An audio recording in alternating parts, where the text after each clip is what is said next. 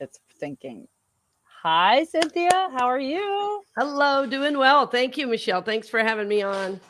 Thanks for talking about this. So I'm Yeah. just gonna. I like to start with a fun fact. I Okay. don't know that this is so much fun, but it is certainly a fact. Mm-hmm. And I got this from Thames Agency, just using Google, right? Do good old Google. 75% of employees say that workplace stress affects their personal lives. Yes. This is more apparent with men, 83% than women, Mm-hmm. 72%. Mm-hmm. But I was like, I like to start the conversation with something like that. And that's a lot of people. Yes. That's a Mm-hmm. ton of people. Mm-hmm. And you know what? Before we jump in, why don't you share what you do, what you love to do, what sets your heart on fire, and then we'll have a All conversation. that. Yeah. Well, okay. Well, my name is Cynthia Alice, and I am a minister. I am a coach. I am a podcast host. Mm. I have authored 4 books. You know that So rhymes too, by the way, I right? didn't mean to. Uh, all right. If I was cool, it was totally by Okay. accident. Um, so yeah, so I help people grow, prosper, and evolve at whatever level they're ready to do that. So I work with people one on one. I also work with large groups. I've worked with churches, I've done corporate events, Mm. as a speaker, as a teacher. And so now a lot of my work, of course, is online. So I do courses online every week. And of course, I have a YouTube channel and now my podcast, which honestly, everything I do, I love. And that's exactly why I'm doing it. That's good. Uh, because I believe life is not meant to be stressful. I think Mhm. life is meant to be fun and abundant and full of gratitude. And Flow and so, play. what's Yeah. that? Flow and play. Flow Yes. and play. Yeah. Yes, yes, most definitely. And so, my podcast now, I was telling you, I know before you came on, but Mm. it's in over 80 countries now. And I just found out the other day it's at 164,000 downloads. Well, just over. And this makes me really excited because I have a goal of reaching 1 million through the podcast. And so, Nice. when I first said that, people said, "Oh, you're never," I mean, good luck, kind of. Is And that what and they said? Really? That's some what people did, some say did. to And then you? other people said, I'll be right there, cheering you on, Ah, yes. So, but people said, how are you going to do it? I said, I have no idea how, but I'm going to do It's it. just gonna happen.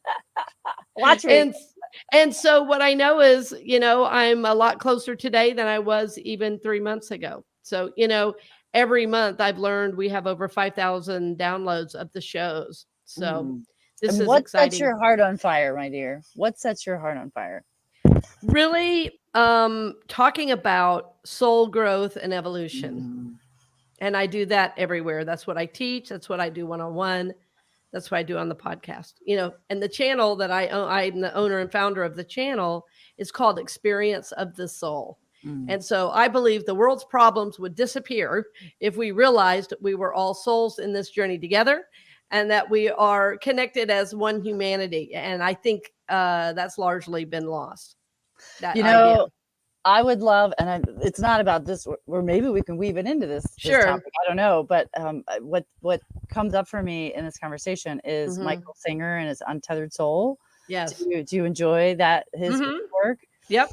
Yeah, maybe we can weave it in this conversation, or maybe we'll do a part two. I'm not sure. Either way. Either All way. right.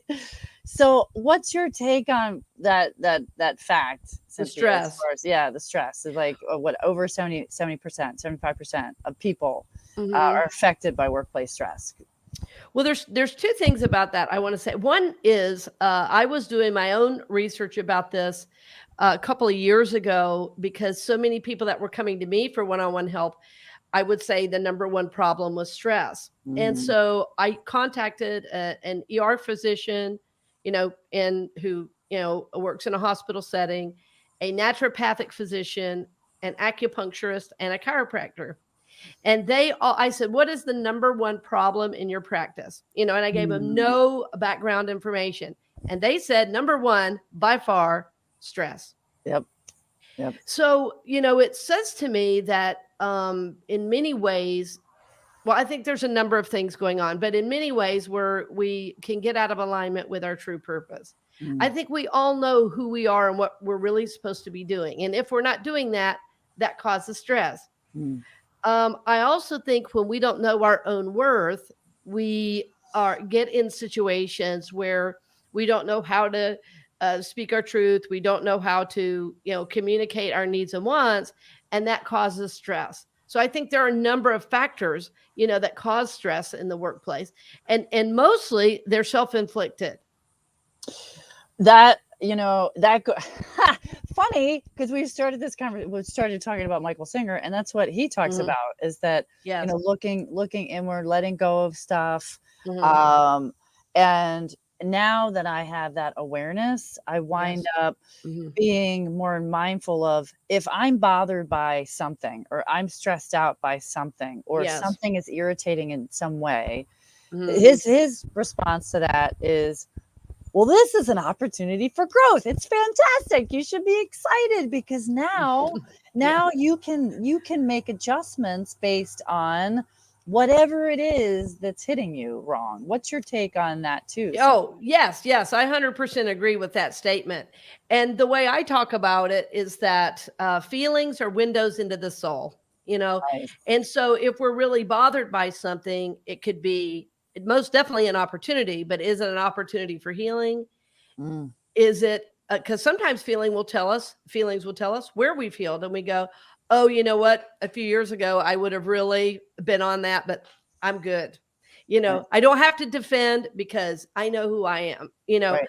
So, yeah, I think all feelings are windows into the soul. And I think learning to, I'm going to say, contain our feelings is super important in the workplace, but it doesn't mean repress or push down. And so that's where I think there's a misunderstanding. Yeah, I agree. I You mean, I know. think that what Mhm. I don't know about you, but so many of us are taught to shove it down, or Yeah. stop Oh, feeling for that sure. way, or don't know, those types of Mhm. terms. And yet, when you look at the repression, Mhm. then it becomes this jumbled mess of emotions and Mhm. anxiety and stress. And then how do you unpack all of All it right. if you Yes. don't get rid of it in some Right. Oh, no, you never get rid of it. I'll just say, friends, those of you listening, way? no matter where you think you're putting it, It's in here. right. We're in And here. so, It's like, oh, ah. well, and we know, scientifically, we know emotionally, we know spiritually, there is a mind body connection. Yeah. And so anything that is not felt, is not processed, is not dealt with, when we repress it, it goes somewhere in the body. And so this is why if we're going down the road and somebody pulls over, we overreact and we go, what, get out of my way. And it Yeah. was like the other people in the car are going, well, that was a little, you know, gee, mom, that was a little harsh. Um, and the reason we do that is we've had anger earlier in the day, or we've had feelings during the day that we push down. So, the other thing that we know when we have feelings, if we don't deal with them, it can cause ulcers, it can cause Mm. high blood pressure and heart problems because we're not dealing with what's really there. So, yes, I think there are a multitude of ways that we can deal with our feelings. And if we don't, it really is harmful to us because you can't ever get rid of them. Now, having said that, once they're processed, they do release on their own. Yes. And so I'm going to make a shameless plug right now for a Do class it. I'm Oh, go teaching, ahead. Do it. Do it. Let's which do is it. which is right now I'm teaching a 4-week course called Learning to Love Yourself. Mm. And it is learning that every feeling that comes up, it may not need to be spoken, it may not need to be act out, but it will need to be loved by you.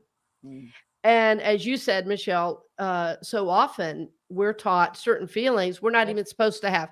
And of course, for men, we know the feelings we're not supposed to have is Mm. sadness. For Mm. women, we know it's anger. And so often when we have those feelings, and those are general, but often when we have those feelings, we think we're bad, there's something wrong with us, when in fact, it's part of being human. Well, okay. So I don't know what I watched something, or or there was something that came into my lane about little kids, right? You look at little kids Mm-hmm. and they're on the playground and Johnny pushes Sally, right? And then Sally starts screaming, right? Or crying or whatever. And that's a natural emotion to get Totally. rid of it. Mm-hmm. Or, so the kids react in a way that is natural, that's human. And yet somehow that shifts. Now, you had alluded earlier that there was a difference between what you used two terms, and I'm trying to remember. It's like repressing it and releasing it in a healthy way. So if you're at work, you're in a business setting, how do you contain? Maybe it was containing it, but then what are the avenues or ways for people to release that in a healthy way so it doesn't become this jumbled mess? What are your thoughts on that? Well, first of all, I would say the healthiest way to start being in touch with your feeling reality, because many of us have lost touch with what we even feel, is to 3 times a day. And I would say do it morning, noon, and night, just so you have 3 distinct places where you just ask yourself, how do I feel? In other words, it's a feeling check-in. And, the first time I asked myself this question, well, I had a therapist ask me this, 30 years ago. Yep. She said, how do you feel? And I had no idea how to answer that statement. And a lot of people feel numb, right? And I think I said, I'm hot. Nice. She's like, okay. She was like, okay, well, that's a start. That's a start. She was like, okay, that's how your body feels. And actually, if you can't access your feelings, that's a great place to start. How do I feel? Well, I feel tired. Oh, maybe, I might feel sad. Yeah. Just wanting to check in. And so, but to get back to your question, so if we're doing a feeling check-in and something comes up at the office or like in an email, like that's classic, right? Somebody sends us an email, we're like, I'm going to rip them off. Right. And to just pause and I mean, just like a 10-second pause before responding will help you go, okay. And so then what you can start to do is go, wait, is what I'm feeling about me, or am I reacting? What is going on? So just a pause before the response does wonders, because I can tell you, no boss ever or no coworker ever has said, thank you for sending me an angry email. Right? Oh my gosh, that's really funny. Like no boss ever has ever said, awesome, thank you for being so defensive in your response. Yeah, and that usually winds up in some type of performance review or something along those lines, or your team is you spew shrapnel on your whole team in some way. Exactly. Not healthy. Well, so, go ahead. No, go ahead. Well, I was just going to say, I have a friend who's worked at Sprint for, I don't know, 35 years or something. And when I asked him what was the key to his success, because, Sprint has been through so many buyouts and shifts and changes. And he goes, well, I'll tell you, I start every meeting with a moment of silence. He said, I basically bring spiritual principles into the office. He said, I don't force my beliefs. Sure. But like general principles of goodness, of kindness, of support, and he said, so if somebody has an issue on the team, I ask them to bring it to the table. They know they're not going to be shamed. We're all going to work together to try to help solve this problem. Yeah. And I'm like, it is so simple. So he just really brought his spirituality into the workplace in a way that was, again, never telling anybody what to believe, but modeling what it means, to be a good human. Sure. We take moments of silence. We support one another when there's a problem, rather than what I hear day in and day out from anybody in the corporate world is everybody's so busy playing the game of CYA, nobody wants to take responsibility. Yeah. And so his team was the opposite. Well, so he had people, he survived all these buyouts and layoffs because his team was working as one. Yeah. And so it does really behoove us to become more responsible with our emotional nature. Well, and there's what you just said, there's a safety in that, right? So when he's leading by example, he's creating a mechanism where these individuals feel cared for. They Yes. feel like if there's something that's bothering them, or that they're stressed in some way, they have anxiety, then he's adopting a culture of Right. inclusion. Let's work Mhm. together on this. How can we figure this out? Mhm. And not everybody does that. Not everybody No, does that. it's a culture of authenticity and integrity. I think those two pieces are really huge for, and for any team. And I just think I don't know how we think we are going to be successful doing the opposite. Because if there's agendas, if there are personalities, if there's all this unspoken stuff, it just eats away, at the morale. And then people leave mad, and, all these are impacting us. So, I mean, all these are catalysts, certainly, for stress. If we don't know what's happening, if we don't know, where we stand on the team, all these things are stress producing. So I think sometimes we have to be, just in integrity with ourselves. If we're not in an environment that's operating in authenticity and integrity, the only thing we can do is be in integrity with ourselves. And I work with many people, I mean, all around the country, who are doing this very thing in large corporations. And what Mhm. they're seeing is advancement, success, and financial abundance. That's what they're seeing. Well, and what I think the other piece that I want to talk on there, there's two pieces. One piece is that when you have the opposite, when you have people Hmm. that aren't operating with integrity or Right. authenticity, they may not be in tune with themselves. They may Correct. be completely disconnected Hmm. from themselves, from their soul, from their spirit, from all of that, right? And then they're just on autopilot, and Hmm. they've got this ball of stress in there.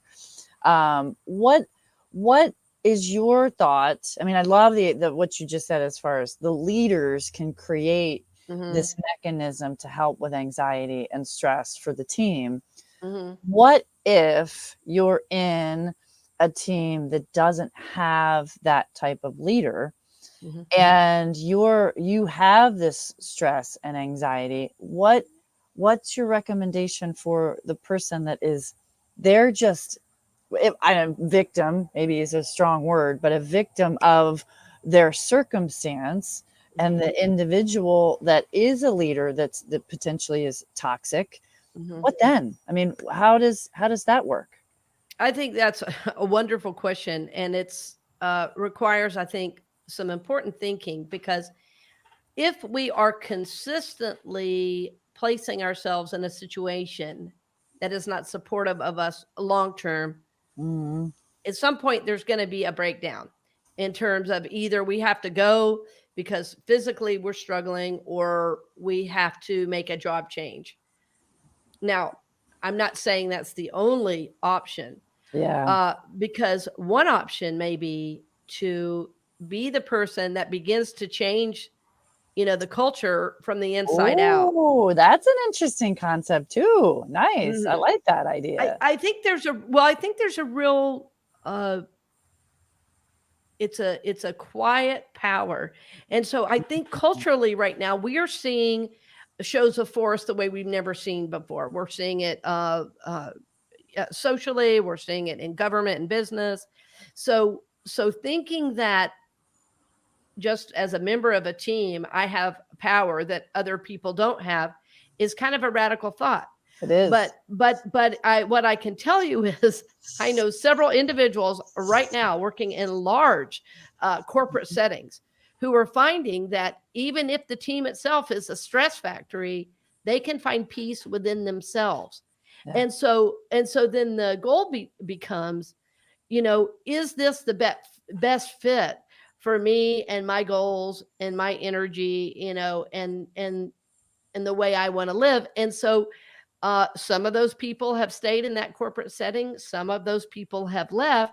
And that's where, the individual journey comes in. But I do know for a fact, because I've worked with people and seen it up close and personal. I've seen a team culture shift, but it does take one person committed to their own journey. And that person has to be willing, be Sure. willing to be humble and not defensive and supporting, even if nobody else is. because I can tell you what usually happens is the one on the team that's the worst about the stress. All they need is a little TLC. They just need to be loved up.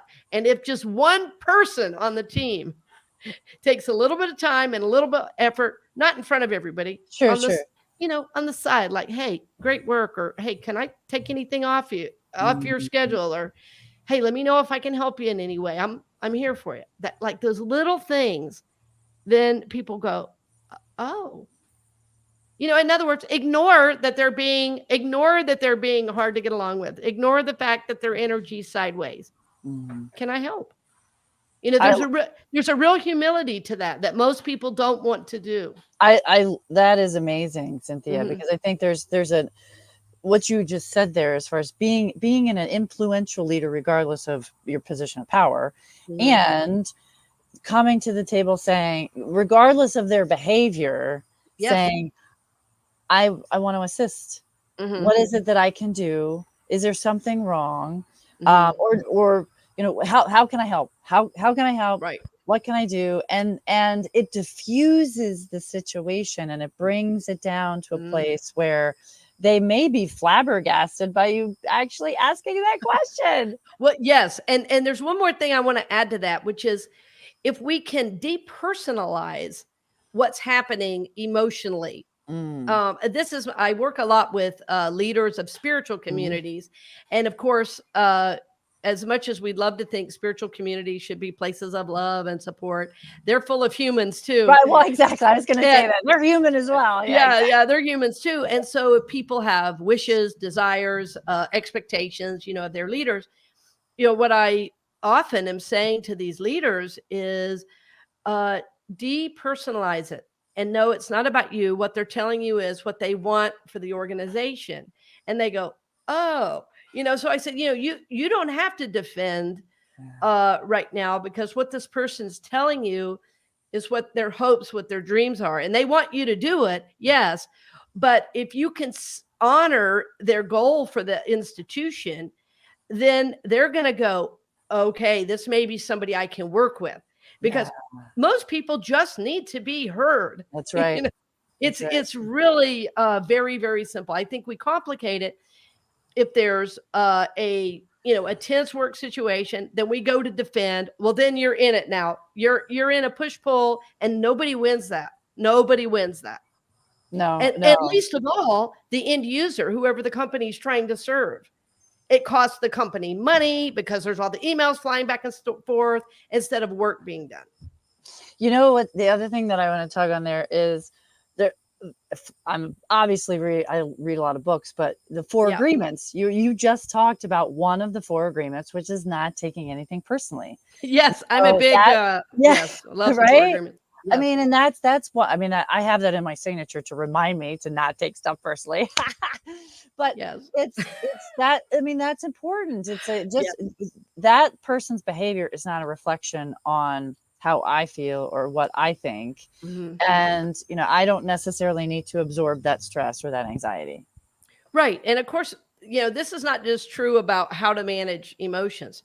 This is psychologically the shadow that's being projected outward. So, I mean, I didn't just read this in a book somewhere. I've seen for 30 plus years of working with people. And now I'm studying to be what's called an archetypal pattern analyst. And that's cool. Yeah. Everybody always goes, what does that mean? Well, okay. So now what does it mean? Tell us. There are universal archetypal patterns of behavior. And so, what we seek to do is to see what the pattern is, to see our part in it, and awaken into a higher version of ourselves ultimately, and so when we're in a tough work situation and we get let's say an angry email, or somebody shames us in the middle of a meeting, even if it looks like it's about us, what the person is actually doing is showing us their shadow pieces. In other words, the pieces that are unknown to them. It's often a defense. It's often they feel shame, and instead of dealing with it, they're looking for somebody to blame. Yeah. Let me pin it on you, because that's easier than me looking at me. Oh yes. Yeah. Oh yes. Pretty much always easier to blame it on Yeah, somebody else. That's awesome. I've done it. I know. I've been Oh, there. we've all done it. Guaranteed. You know? Yes. Oh man. Try being a parent. That's Ooh, that's yeah. I didn't sign up for that, but I see it. And my brothers and sisters do it regularly. I'm like, oh man, I don't know that I have the stamina for that. I like, right. Well, oh man. yeah. So, Cynthia, is there anything else that you'd like folks to know about managing anxiety at work and with their teams? I mean, this has been amazing. There is Oh, so good. many good nuggets in this. I Well, believe. I've enjoyed this conversation. I hope you have too. well, yes, it's a very simple how-to that I want to give. Okay. And that is to learn to breathe. Mm. And the breath is the way through, because when we are reacting, when we are, going into that quick response, we're usually responding from this old reptilian brain, this amygdala. And when we do that, it is not a conscious response. And so if we can just, even while we're in a meeting, even when we receive something that seems like an attack, Mhm. if we can learn to breathe before we do anything, and I mean, try to take a big, deep breath in, all the way in and all the way out. And I would say 5 breaths would be a miracle. Mhm. You will be a different person at the end of that breath than you were before you took it. Yeah. Because that breath is life. That breath is life. And I often call breathing my secret weapon. It's like I can be frustrated in the store and I go, oh, wait, I need to breathe. And I breathe, and suddenly there's enough time, there's enough energy. I'm like nice to the people around me. I'm chit-chatting when I get up with the cashier. Like life is good. But as long as I'm in this heightened state of why is everybody taking so long, then nothing looks good. Yeah. And it's because there's no flow happening in my body. Yeah. So it doesn't matter what religion you are or what you believe. That's right. Breathe. And virtually every world religion does have some aspect of deep breathing as a part of the practice, to reach the divine. So that's my encouragement, is just remember to breathe, and that will really help you become more centered and more just present to the moment. That's what I was talking about. That's what I was thinking. Like be more centered. Yes. Right. That's fantastic. And it may actually prevent you from sending that email, right? You get one in, you're like, right? It's like, well, that's the idea. That's the idea. Don't send the angry email. I want to, and we've got a few people on this conversation, and I didn't want to interrupt the conversation, but V says, this is such an amazing discussion. It reminds me of The Responsibility Process by Christopher Avery. It is so refreshing to hear Cynthia share her passion around the subject. She is simply such a genuine and incredible thought leader on this topic. Thanks, Michelle, for making this happen. Whoa, thank you so much, V. Lee Henson. Thank you. I don't know who Christopher Avery is, so I'll be interested to know that. There you go. We both learned something, right? I did. And Amy's got pro tip. Remember to breathe. Thank you for that reminder, Cynthia. All right. Thank you, Amy. That's awesome. Thank you Katie, so much. my sister Katie's like, nice shirt. She just gave me a bag of clothes yesterday. Oh, yeah. That's funny. I do that with my sisters too. Isn't it awesome to have sisters for that? I mean, there's a lot of good reasons to have sisters, but sharing clothes is really a good one. Yes, we're big on that. I don't know, growing up in a big family, I guess. Yeah. How many do you have in your family, Cynthia? Well, there's I have 3 sisters and 3 brothers. Okay. So there's 7. There were, yeah. Nice. Very cool. Thank you for taking the time today. Thank you. I'm honored, and thank you. Information for everybody, and I will send you the YouTube so you have that as well. Thank you. And hopefully, all of you that watch the replay, you got some really good nuggets in there. This woman is fantastic. How can they reach you? So, what is the URL? I'll see if I can. Best thing is my whole name, CynthiaAliceAnderson.com. And also, there's another website as well for the podcast if you want to see. That's experienceofthesoul.com. But, just a search of my name Okay. in Google will get you all that you want. But CynthiaAliceAnderson.com, experienceofthesoul.com, and my podcast is on Google Play, iTunes, Stitcher, Spotify, YouTube. It's everywhere. So Fantastic. I yes. did put that. I put the Cynthia Oh, Alice thank you. AliceAnderson.com in the Thank you. all the things Right. things that I go to all the places. All right. Thank you so much. Thank you, my dear. You All have right. a fantastic Okay. day, and See we'll you talk next to time. you soon. All right. Okay. Bye.